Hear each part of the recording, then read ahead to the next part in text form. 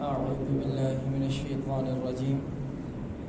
بسم الله الرحمن الرحيم.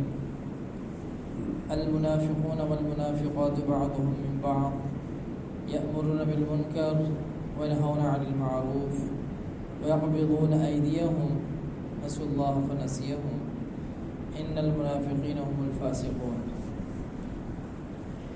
اس آیت کے اندر بات چل رہی تھی یقبضون ایدیہم، جو منافقین کی تیسری خصلت بیان کی. پہلی خصلت یہ بیان کی کہ یأمرون بالمنکر، نیکی سے روکتے ہیں، وینہون عن المعروف، یأمرون بالمنکر کہ بری بات سکھائیں گے، بری بات کو حکم کریں گے، اور وینہون عن المعروف، اور نیکی سے منع کریں گے، اس سے روکیں گے. دوسری خصلت. اور تیسری خصلت یہ کہ وَيَقْبِضُونَ أَيْدِيَهُمْ، اپنے ہاتھوں کو ذرا مضبوط رکھتے ہیں، مطلب اللہ کی راہ میں خرچ نہیں کرتے، اپنے ہاتھوں کو باندھے رکھتے ہیں. کل ہی بات عرض کی تھی کہ جو زکوٰۃ کا معاملہ ہے، زکوٰۃ صرف مسلمانوں کے لیے ہے، اور صدقات واجبہ یہ بھی صرف مسلمانوں کے لیے ہے، اس میں غیر مسلم کا حصہ نہیں ہے. ہاں، عام صدقہ ہو وہ غیر مسلم کو دے سکتے ہیں، لیکن زکوٰۃ ہے اور صدقات واجبہ ہیں، یہ غیر مسلم کو نہیں دے سکتے، یہ مسلمانوں کا حق ہے، مسلمانوں کو ہی دیا جائے گا. اور وَيَقْبِضُونَ أَيْدِيَهُمْ، اپنے ہاتھوں کو تنگ رکھتے ہیں، مطلب اللہ کی راہ میں خرچ نہیں کرتے، بخل کرتے ہیں. اور بخل بہت بڑی بیماری ہے، اللہ رب العزت کو بخل بالکل بھی پسند نہیں ہے. حضور اکرم صلی اللہ علیہ وسلم کے سامنے ایک صاحب کا ذکر کیا گیا اور کہا کہ ان صاحب کے اندر فلاں صفت ہے، فلاں صفت ہے، بہت ساری صفات کو بیان کیا گیا کہ بڑی صفات کا مالک ہے یہ بندہ، بڑا زبردست ہے. اور ساتھ یہ کہا گیا کہ جس صاحب کی ہم تعریفیں بیان کر رہے ہیں، ان صاحب کے اندر بس ایک بخل کا عنصر پایا جاتا ہے، باقی بڑا باکمال آدمی ہے. تو جناب نبی کریم صلی اللہ علیہ وسلم نے فرمایا کہ سب سے بڑی جو اس کے اندر خرابی ہے اور سب سے بڑی جو کمی ہے وہ بخل ہی تو ہے. تو یہ جو بخل کی بیماری ہے، یہ باقی انسان کے اندر جتنی مرضی صفات ہو سب کے اوپر پانی پھیر دیتی ہے. کیونکہ حدیث مبارکہ کا مفہوم ہے کہ جو بخیل آدمی ہے وہ اللہ سے بھی دور ہے، وہ مخلوق سے بھی دور ہے، اور اللہ کی رحمت سے بھی دور ہے. تو اس لیے اس کے اندر بڑی احتیاط کی ضرورت ہے. اور یہاں تک کہ ایک اور جگہ پہ بھی فرمایا کہ یہ شخص جو ہے وہ جنت سے بھی دور ہے، جو بخیل آدمی ہے وہ جنت سے بھی دور ہے. تو اپنے ہاتھوں کو اس حوالے سے کھلا رکھنا چاہیے. اور ایک چیز اور یاد رکھیں کہ جب کوئی مانگنے والا آتا ہے تو اسے جھڑک دینا یہ بڑی غلط بات ہے. آپ کے پاس نہیں ہے تو کوئی بات نہیں، آپ اسے دعا دے کے رخصت کر دیں، بھائی اللہ آپ کا بھلا کرے، اللہ آپ کی مشکلات میں آسانیاں کرے، ٹھیک ہے. اور جو آپ اچھی دوا دے سکتے ہیں، اللہ عافیت کا معاملہ فرمائے، ٹھیک ہے. تو جو بھی اچھی دوا دے سکتے ہیں اس کو دعا دے دیں. اور یہ بھی بہت بڑا صدقہ ہے کہ آپ اس کو دعا دے کے رخصت کر رہے ہیں. اور ان لوگوں کا معاملہ بعض اوقات یہ ہوتا ہے کہ پیچھے پڑ جاتے ہیں. تو پیچھے پڑ جانے کی صورت میں صبر کا حکم ہے، یہ نہیں کہ آپ فوراً کو جھڑک دیں. تو قرآن کے اندر وَأَمَّا السَّائِلَ فَلَا تَنْهَرْ، کہ جو سوالی ہے اس کو جھڑکنا نہیں ہے، اس کو پیار سے رخصت کر دینا. پہلی بات تو یہ ہے کہ اس کو دیں، کچھ نہ کچھ دے دیں. 1 روپیہ پڑا ہوا ہے، 2 روپے پڑے ہوئے ہیں، 5 ہیں، 10 ہیں، اس موقع محل کی مناسبت سے جتنا سہولت کے ساتھ آپ دے سکتے ہیں اس کو دیں. ایک صحابی تھے، ان کے بارے میں آتا ہے کہ وہ جس اپنے غلام کو دیکھتے نا کہ وہ نوافل پڑھ رہا ہے، اللہ کی عبادت میں لگا ہوا ہے، ذکر و تلاوت میں لگا ہوا ہے، اور اپنے آپ کو کھپا رہا ہے اس میں، تو اس کو آزاد کر دیتے تھے. تو اب باقی غلاموں کو بھی پتہ چلا، انہوں نے کہا یہ تو بڑا اچھا پیکیج ہے، ان کے سامنے ہم اس بات کو ظاہر کریں گے کہ ہم اللہ کی بڑی اطاعت میں لگے ہوئے ہیں، یہ ہمیں آزاد کر دیں گے. تو انہوں نے یہ کام شروع کر دیا. اب وہ کیا کرتے، پھر آزاد، پھر جس کو دیکھتے پھر آزاد، جس کو دیکھتے آزاد.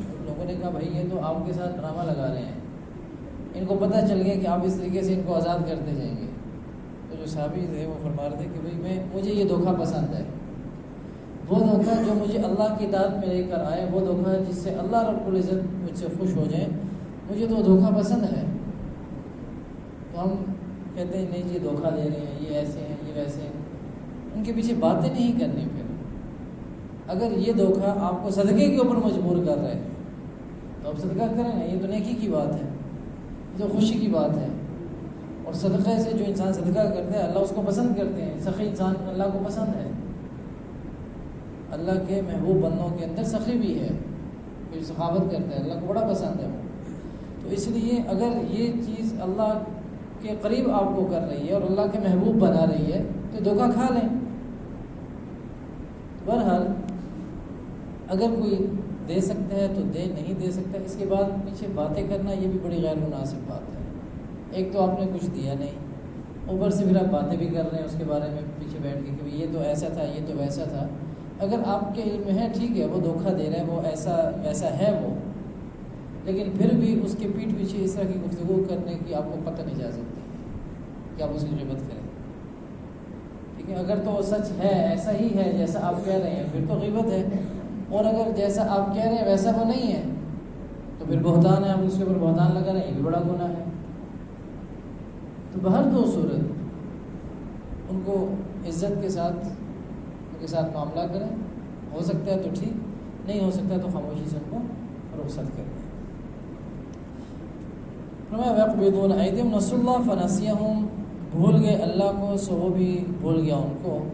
ان المنافقین هم الفاسقون، تحقیق منافق وہی ہیں نافرمان، جو فاسق لوگ ہیں، نافرمان لوگ ہیں۔ ان کے بارے میں یاد ہے کہ جو فاسق ہوگا وہ اللہ کے احکامات کو توڑنے والا ہوگا، اللہ کا بڑا نافرمان ہوگا، وہ فاسق ہوگا۔ کافر تو ہوگا جو اللہ کو مانتا ہی نہیں ہے، اللہ کے احکامات کو مانتا ہی نہیں ہے بالکل ہی، اور جو فاسق ہوگا وہ بڑا مجرم ہوگا، اللہ کے احکامات کو بھی نہیں مانے گا، ٹھیک ہے۔ مطلب فاسق عام لفظ ہے، اس کے اندر کافر بھی آ جائے گا اور اس کے اندر بڑا گناہ گار بھی آ جائے گا۔ یہ جو لوگ ہیں یہ فاسق ہیں، ان کے اندر یہ صفات ہیں۔ وعد اللہ المنافقین والمنافقات والکفار نار جہنم خالدین فیہا ہی حسبهم ولعنہم اللہ ولہم عذاب مقیم۔ وعد اللہ المنافقین والمنافقات، وعدہ دیا ہے اللہ نے منافق مرد اور منافق عورتوں کو، والکفار اور کافروں کو، نار جہنم دوزخ کی آگ کا، خالدین فیہا پڑے رہیں گے اس میں، ہی حسبهم وہی بس ہے ان کو، ولعنہم اللہ اور اللہ نے ان کو پھٹکار دیا، ولہم عذاب مقیم اور ان کے لیے عذاب ہے برقرار رہنے والا۔ کہ منافقین کا جو ٹھکانہ ہے اور کفار کا جو ٹھکانہ ہے بالآخر وہ جہنم ہی ہے۔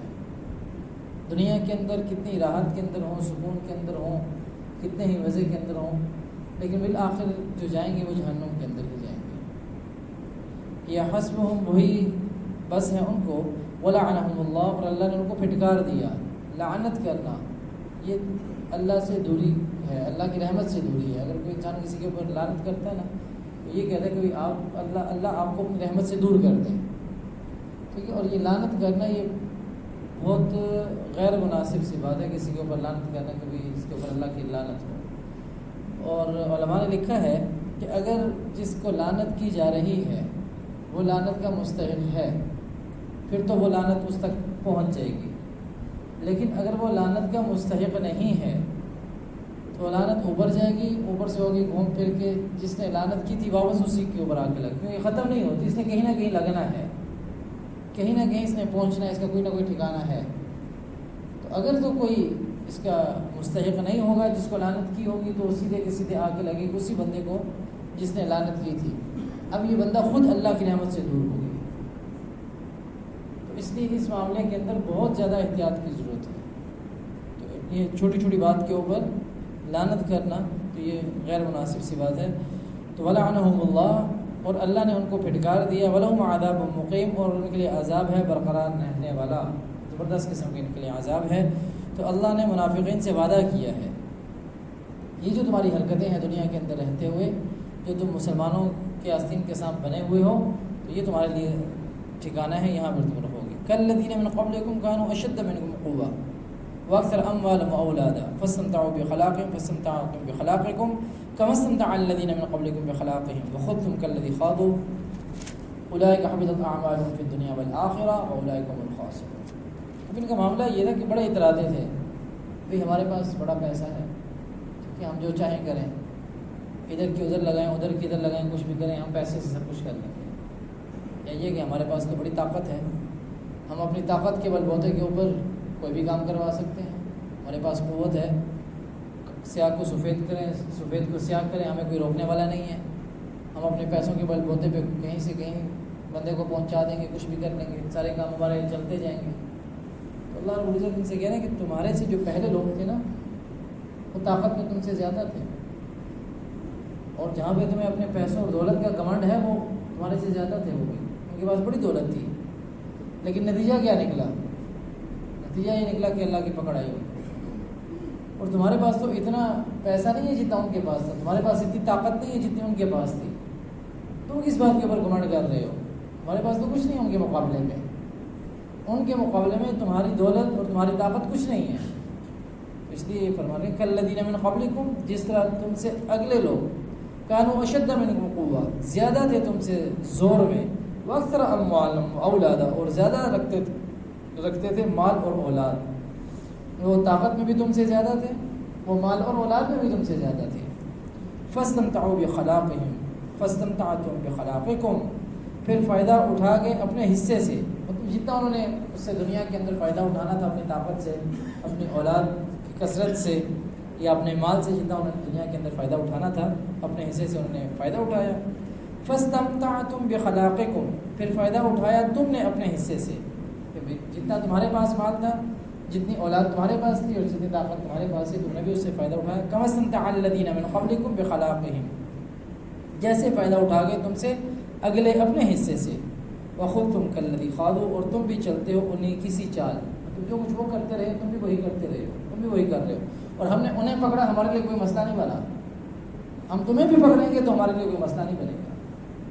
پیسوں کے بل بوتے پہ جو تم بدماشیاں کر رہے ہو، ٹھیک ہے، اور اولاد کی کثرت کے نشے میں جو کچھ تم کر رہے ہو، اور جو کچھ تم اپنی طاقت کے نشے میں کر رہے ہو، ہم نے انہیں بھی پکڑا، ہمیں کوئی فرق نہیں پڑا، ہم تمہیں بھی پکڑیں گے، اور تم تو ان کے مقابلے میں کچھ بھی نہیں ہو۔ اولئک حبطت اعمالهم فی الدنیا والآخرہ، وہ لوگ بٹ گئے ان کے عمل دنیا میں اور آخرت میں، دنیا میں بھی عمل ان کے برباد ہو گئے، اور آخرت میں تو ویسے بھی ان کے اعمال کا کچھ بھی نہیں ہے۔ اور دنیا میں جو کچھ بعض اوقات لوگ کہتے ہیں غیر مسلم ہیں، بڑا اچھا عمل کر رہے ہیں، تو اللہ ان کا بدلہ دنیا میں ہی دے کے ان کو معاملہ ان کا کلیئر کر دیتے ہیں، آخرت میں ان کے لیے کچھ نہیں ہے۔ تو یہ جو کچھ کر رہے ہیں، یہ تو ان کے اعمال سارے کے سارے ختم مٹ ہی جائیں گے۔ وَأُولَئِكَ هُمُ الْخَاسِرُونَ، اور وہی لوگ بڑے نقصان میں ہیں کہ دنیا کے اندر مشقت بھی اٹھا رہے ہیں، منافق لوگ مشقت بھی اٹھا رہے ہیں، محنت بھی کر رہے ہیں، اپنے آپ کو مسلمان ظاہر کرنے کی کوشش بھی کر رہے ہیں، اور یہ اس وقت تک جب تک یہ فائدہ اٹھا سکتے ہیں کہتے ہیں چلو ہم اس سے بھی فائدہ اٹھاتے رہیں، لیکن کیا ہے معاملہ نقصان کا ہے، اور وہ معاملہ اصل کیا ہے، وہ آخرت کا معاملہ ہے، اصل خسارہ آخرت کا ہے۔ دنیا کا نقصان کوئی نقصان نہیں ہے، دنیا کا فائدہ کوئی فائدہ نہیں ہے، اصل فائدہ اور اصل نقصان آخرت کا ہے، کیونکہ اللہ رب العزت خود فرماتے ہیں کہ وہی شخص کامیاب ہے جس کی آخرت ٹھیک ہے۔ تو آخرت کے حوالے سے زیادہ محنت کی جائے کہ اللہ رب العزت ہماری آخرت کو اچھا کر دیں اور سنوار دیں۔